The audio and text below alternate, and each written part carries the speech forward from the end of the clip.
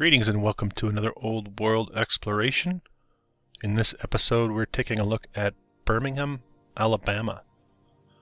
And our first slide is apparently the first house built in Birmingham. They're telling us in 1869. This is interesting because you get a hard start for this city. And we're being told that the very existence of the city of Birmingham itself exists as a Civil War reconstruction project as the rail lines converge. And we have a whole bunch of English immigrants coming over, and they're naming it Birmingham to commemorate the city of Birmingham in the UK, which I did also do a video on, interestingly. Here we have the population demographics just to show you the absurdity of those early years. Now, we saw the little shack built in 1869 before they had any census data here. And you could see this massive jump from 1880 to 1890. So again, you're going to see a lot of buildings being built in this time period where you have a very heavy influx of people just popping up, let's say. And I'm going to try to stay away from the political aspect of the city of Birmingham, and we'll just stick to the architecture in this presentation. This is the Alabama Power Company building, built in that Art Deco styling. You can see the beauty in the architecture going on here. And I've mentioned my channel many times, that Art Deco period, a very anomalous and strange period of time between those two major wars that we're told. You're getting a lot of crossover symbolism, old world symbolism, and very short build timelines. So it's very interesting to look at the Art Deco buildings that exist in these towns and wonder about how they were able to put these things up in such short period of time. Now there's a corner of Birmingham that has three large buildings. We'll see more as we move forward. One of them is the American Traders National Bank building. You can see here in this postcard. Still stands. Never know in the modern day how much has been dumbed down, if you will. Obviously you can tell that box on top is an afterthought. But the old postcard's really showing a little bit more of the detail that once existed. But we'll move on, and there are a few old world bangers here in Birmingham, so stick around for those as we proceed. You have the Municipal Auditorium. I always find those interesting, wondering if there's a link to the dirigible air travel of the old world. This is the Baptist Church. You're getting a nice splice of 100 years ago and modern day. So no shortage of these structures, and remember, by the turn of the century, 1900, Birmingham's got just under 40,000 people. Yeah, and absurdly, you have this jump up to 130,000 people by 1910. But when you look at shots like this, you don't see a lot of construction. For one, this is 1907. This should be a booming metropolis. Many of these should be halfway finished. You should see all sorts of construction going on here in that decade where the population jumps fivefold. And if you're not familiar with the channel, what I do here on this channel is put a big question mark on the timeline of our history. The population booms, the exponential population booms, the architecture itself, and how it seems to spring up out of nowhere. Here we have 1893, so about 30,000 people in Birmingham in 1893, yet you have these massive structures. Multi-storied structures, and not looking new again. So questionable narrative as we peer into the past. Here is one of what I consider to be an old world banger and a narrative buster. This is the Caldwell Hotel. You can see it here, the Caldwell Hotel, and you'll again take note of the skyline and the architecture that we're seeing here. Let's get a little bit of narrative on the Caldwell. Completed in 1889, 6-story, 100 rooms. Destroyed by fire in 1894. So this thing stands for 5 years. and is destroyed by fire in 1894. So this photograph having to be before 1894. Take a look at the infrastructure on the roads. Take a look at everything, really, and then ask yourself if this is a 20-year-old city. I say no. I say a big hard no on that. Here's a shot of the Caldwell fire, apparently, and you can see this thing looks like it's been blown up into smithereens. I really wish there were more photos of this. I have a rendering of what it supposedly it looked like, and they're depicting the horse and buggy and the streetcars, but take a look at that and tell me why a city of less than 40,000 people feels the need to build such a hotel and has the means capable to do so. Question the narrative. There's a lot of holes in the narrative. I'm not saying I'm getting everything right here on this channel, but there's enough, I think, enough holes for us to say, hold on a second. And as always, if you're from the area, don't hesitate to add your local knowledge to the comment section. I always appreciate that. Take the time to give the video a thumbs up and comment. It helps push the content out there. We need more of this, more eyes on this content. Another old world banger for you. Here we go, the City Hall. And again, take a look at the curious timeline. 1901, this thing is completed. We're told, again, less than 40,000 people living in Birmingham in 1901, yet they feel the need to build a massive city hall. Let's get a little closer and take a look at the action on the streets here. This thing stands for 49 years. 49 years.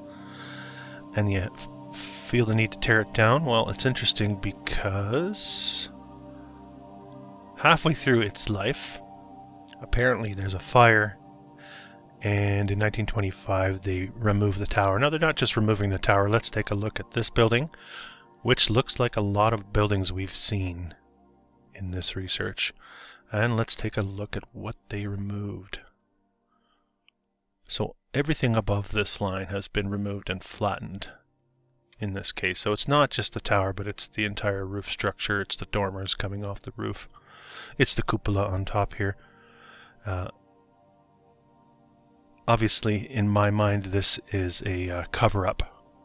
They are covering up the truth of our past, and they are making this building look a lot plainer than it actually was when it was built. And I submit to you that many of the buildings we see along the lines of this once had a lot more going on above. And we get a little bit of old and new just to hammer it home. This is what it once looked like, and this is what that area now looks like. A parkade, two-story parkade. And that's what they do. And we'll move forward with the courthouse. This one, 1887. 1887 at a time when the population is less than 30,000, probably about 20,000 people. They decide and have the means apparently to build this courthouse. Let's get a higher resolution photo for you. Does it make any sense to you? They tear this one down in 1937, we are told. Take a look at the statue work. I have a couple different versions. This might be the best one. There, we can get a little closer and we can see the statues that they're putting on top of buildings in Birmingham, Alabama in 1887. You need to give me a break on that. Take a look at the decoration here built into the brickwork itself. It sure would be nice if this one still stood. And the tower, we're going to oogle this building a little bit more because I'm telling you right now, there's no way this thing only stood for 50 years. There's no way this was built in 1887 when there was less than 30,000 people living in Birmingham. An absolute narrative buster. And we move forward, and we're going to roll through a good handful of churches. This is the East Lake Methodist.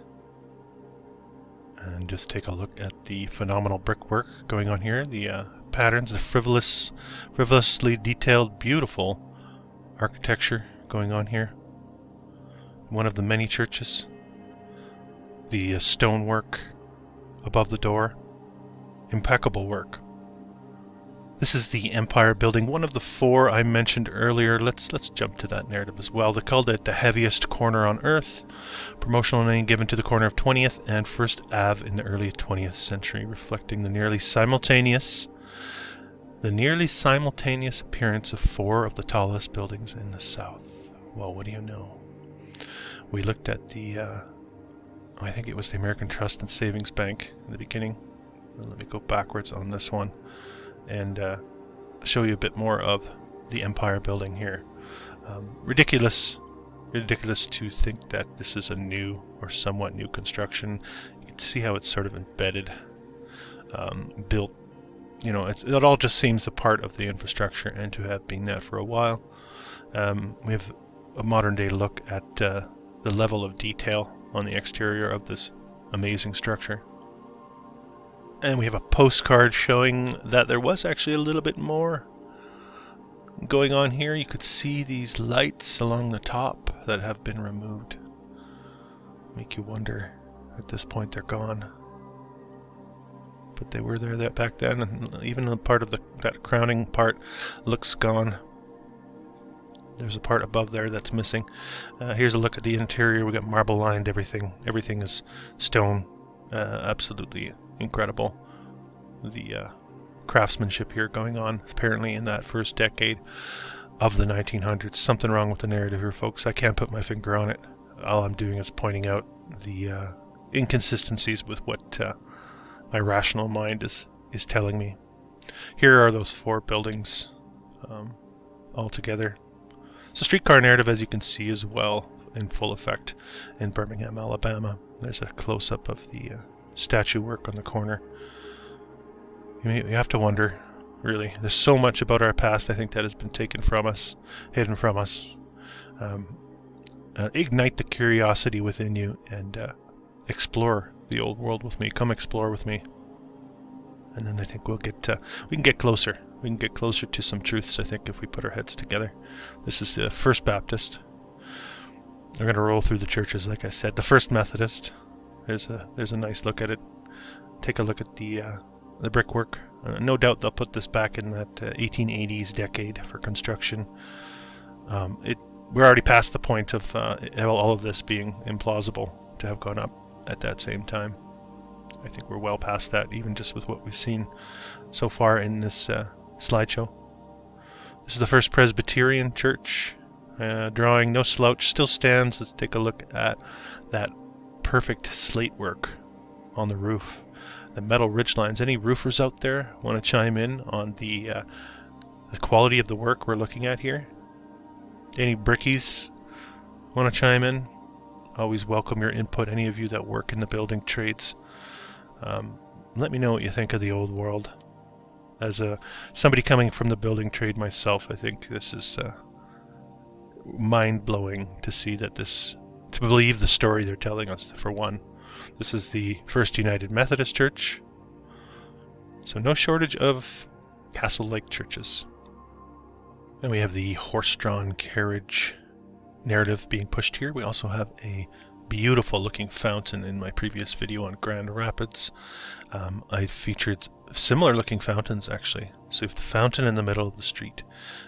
Again, the suggestion is that the fountain, which at this point is gone, looks like, a part of the energetics of the old world infrastructure and the cooling. You have to think about the plumbing, right? They were able to plumb in these fountains at that early time period, but they weren't able to figure that out for the buildings they inhabited. They're still using the outhouses. I don't know. Guaranteed Land and Trust Building. Nice big one. Early time period. Threw it in there. Here's the Woodlawn High School. Hard to find an overhead view of this. But I do have the that castle style staring you in the face. It's the old St. Vincent Hospital, looking like a very early time period as well. Certainly not looking like these guys had anything to do with the construction of that, as far as I'm concerned. St. Vincent's. See the names too. Another thing you find when you do this research from city to city, which I've done on my channel, If you're not familiar with the channel, again, I suggest you check through the catalog. I get people always asking me to do videos on a city they would like to see, and often I've already done that city. So I certainly encourage you to do a search, and you're probably going to find the city that you're looking for. And don't forget to sub, of course. What I was getting to, though, was the names. The names seem to repeat from city to city as well. The names of the churches, the names of the hospitals, the hotels as well. And many of them are. It's like a carbon copy footprint being laid over all of these locations. Again, looking old. Look at all the debris here on the roof. Horse and buggy era. So we're looking at the early 1900s here. And remember, not many people here. Yeah, this apparently Birmingham's getting 100,000 people flock in here during this decade. So, reset narrative is my suggestion here. This is a dam, a stone dam on Lake Purdy nearby. Again, if you're from the area, any more information you can provide on this narrative would be helpful and interesting. Certainly always welcomed. The Lyric Theatre, right here. This is a photo from 1938. Beautiful brickwork. There it is again. We have the Masonic Hall, the little horse and buggy out front, and the very, very imposing large columns. I guess this was the second one that was built. Again, correct me if I'm wrong. Maybe it was never built. I don't know. Threw it in there. This was originally Mayor A.O. Lane's mansion. Now, this is supposedly coming out of 1887. There's that year again. That same year they built the courthouse. Definitely, I think, some trickery afoot here, trying to show a lot of nothing in the background. And then this mansion, which actually becomes the Elks' home. 1887, and they tear it down in 1952. None of this is allowed to proceed onto the end of the 20th century. So many of these torn down. I did have a good comment in my previous video as well, having to do with the Urban Renewal Initiative, apparently signed into effect by Lyndon Johnson, LBJ, in the States. And again, if anybody wants to add to that research, please do so in the comment section. I'm using a lot of your feedback to try to formulate or round out my own theories here. So like I said, I know I'm saying this a lot in this video, but I do appreciate your input. So don't hesitate. Don't be afraid to say something you think won't be well received or anything like that. This is an open-minded community, and we're trying to share our thoughts. So don't hesitate. The Moulton Hotel. This is the Morris Hotel. And let's take a quick look at timeline here. 1891 and 1958 sure does fit the timeline we've been focusing on here. Again, built at a time when there's less than 30,000 people in Birmingham. Apparently they had enough labor available to put these little urns on top, and these circular balconies that you would expect to see in a place like Lisbon, Portugal, or Madrid, Spain. But no, we had them in 1891. They were doing this in Birmingham, Alabama, and they tore it down in the 50s. Nice. And another contrast for you, the then and now, just to hammer that point home. Alright, this is the Munger Memorial, having to do with the university institution, I believe, there. But this is also the Munger Memorial, so that's a little confusing. And there's just a look at of how it looks really in the modern day. I think it's a modern photograph that's been turned black and white. Very imposing columns again, having a real government building feel to it.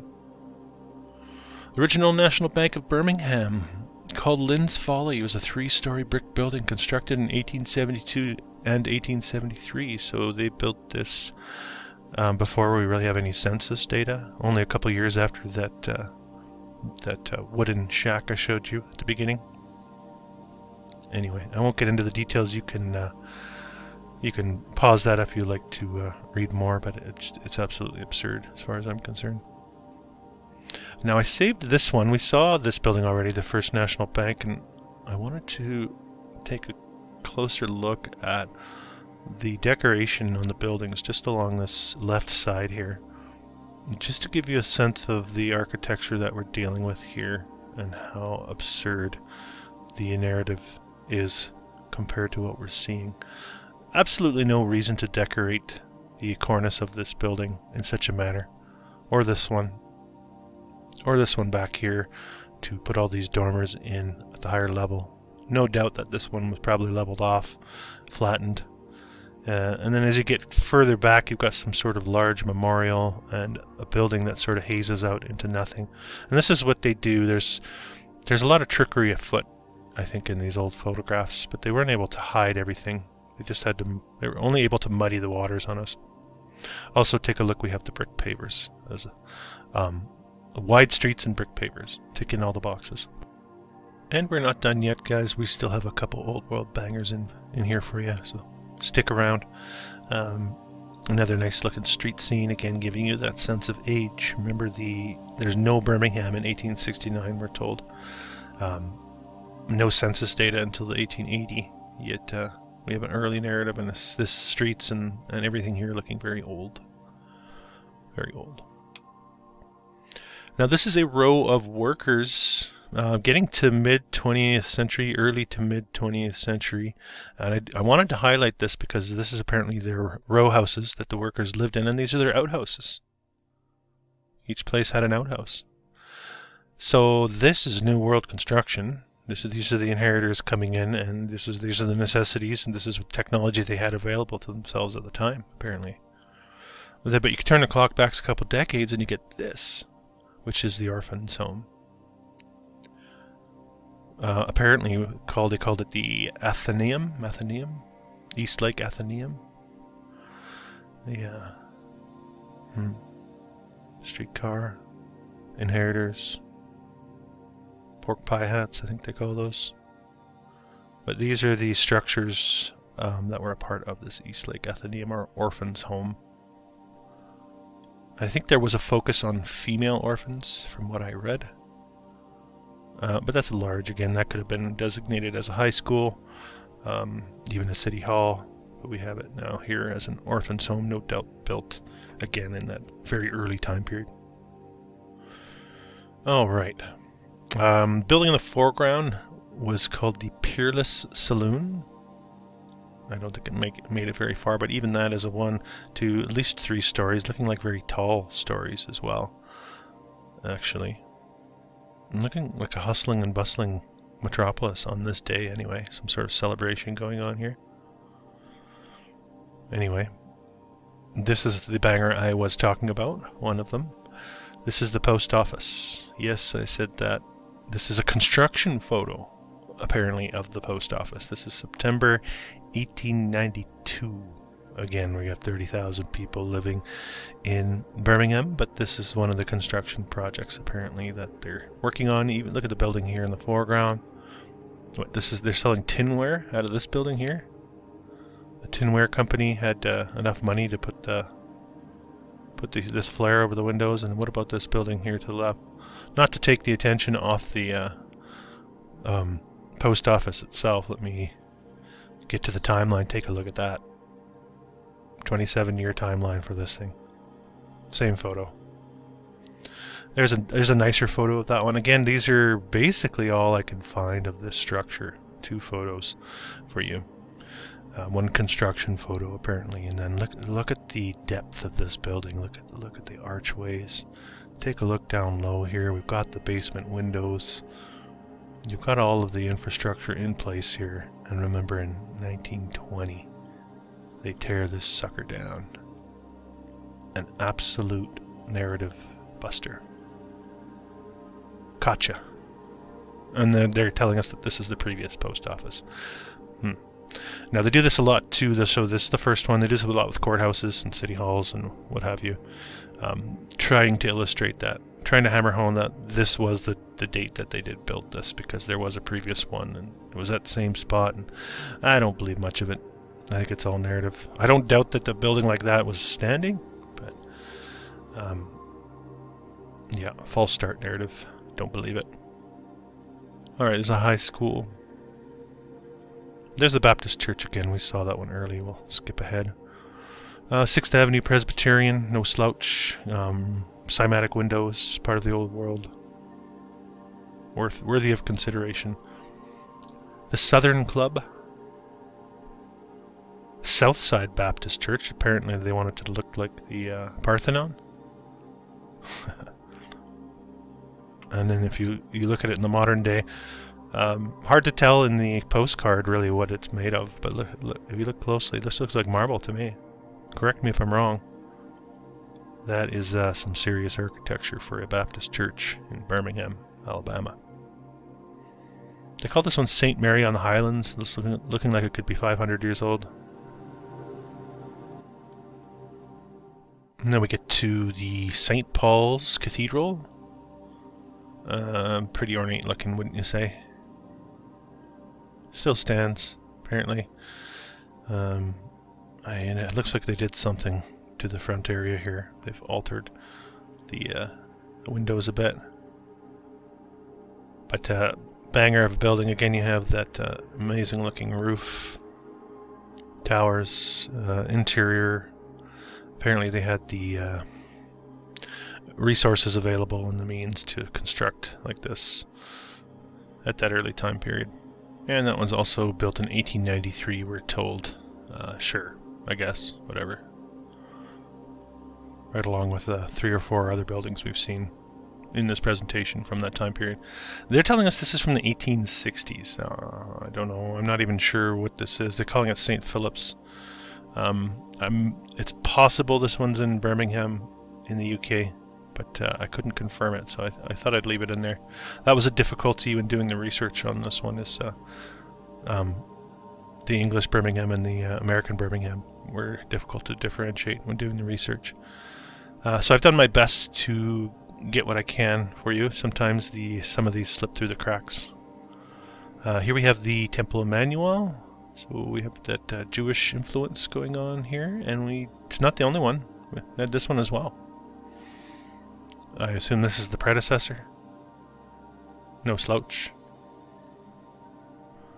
The terminal station, quite a landmark, I think, in Birmingham.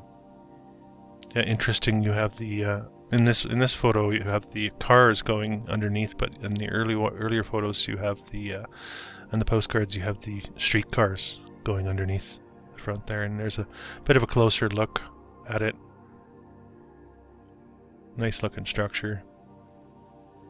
A little look at the interior for you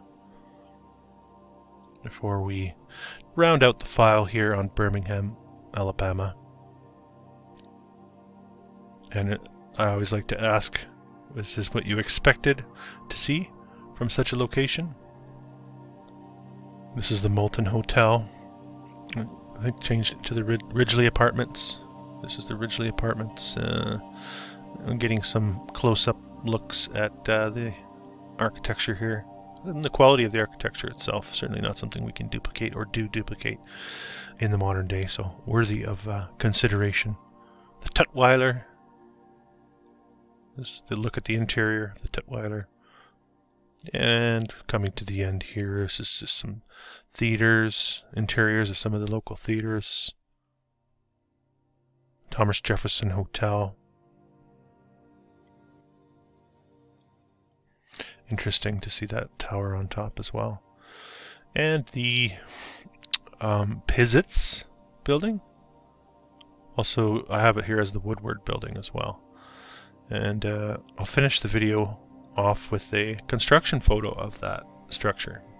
And you tell me if that looks like a believable construction photo. Or is it just me? Thanks for watching.